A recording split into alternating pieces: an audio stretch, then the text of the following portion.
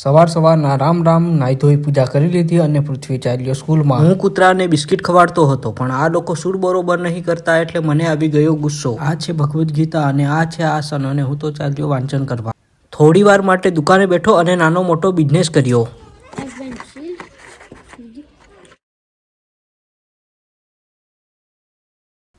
કોઈ પણ video shoot કરતા પહેલા આવી રીતે સ્ક્રિપ્ટ લખવામાં આવે છે. અને આ જુઓ, ઘરની દુકાન અને ઘરના ગ્રાહક ખરીદી કરવા આવ્યા છે. સ્ક્રિપ્ટમાં શોટ, કેમેરા એંગલ અને ડાયલોગ લખવામાં આવે છે. આકડ બમ્બા ચાલ્યા ગામના ઘરો ગણવા. એક વાત પણ કહી દઉં દોસ્તો, ચેનલમાં નવા હોય તો ચેનલ સબસ્ક્રાઇબ પણ કરી લેજો. અહીં ઘુમરને વધારે ઠંડી લાગતી હોય એવું લાગે છે, એટલે શાક વઘારવા હું બેસી ગયો. મને પણ બહુ ભૂખ લાગી હતી.